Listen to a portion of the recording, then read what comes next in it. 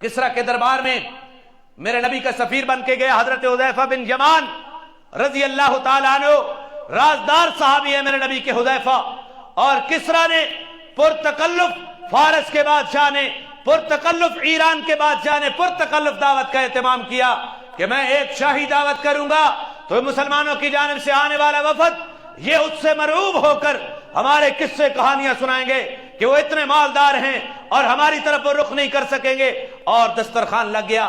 دسترخوان کے اوپر حضرت حذیفہ بن یمان بیٹھے ہیں. اللہ کی قدرت دیکھو کہ کھانا کھاتے ہوئے نوالا ہاتھ سے گر گیا.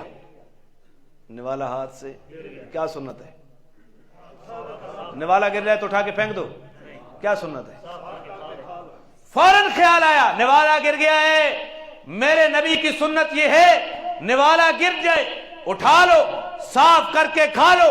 اللہ نے پتہ نہیں کس حصے میں برکت رکھی ہے. حضرت حذیفہ بن یمان نے وہ نوالا اٹھایا اور اس کو صاف کرنا چاہا. حضرت حذیفہ بن یمان رضی اللہ عنہ نے ساتھ بیٹھے ہوئے صحابی نے کو نہیں ماری اور عربی میں بات سمجھائی کہ کس مجلس میں بیٹھے ہو، یہ تو شاہی دربار ہے، یہاں لوگ تو آپ کو پتہ نہیں معیوب سمجھیں گے، آپ کہاں بیٹھے ہیں؟ حضرت حذیفہ بن یمان رضی اللہ تعالیٰ عنہ کا جواب سنو. کہتے ہیں اترکو سنت رسول اللہ لہا الہ الحمقا، کیا میں اللہ کے رسول کی سنت ان بے وقوفوں کی وجہ سے چھوڑ دوں؟ اللہ کے رسول کی سنت ہے نا. یہاں بڑی بڑی داڑھی والا کالج میں گیا تو اس نے داڑھی منڈوا دی کہ لوگ کیا کہیں گے. لوگوں کے ڈر سے داڑھی نہیں رکھی جاتی. اور میں نے آپ کو کئی مرتبہ کہا دنیا میں اس قوم کی تعظیم کبھی بھی قبول نہیں کی جاتی جو غیر کی نقالی کرتا ہے.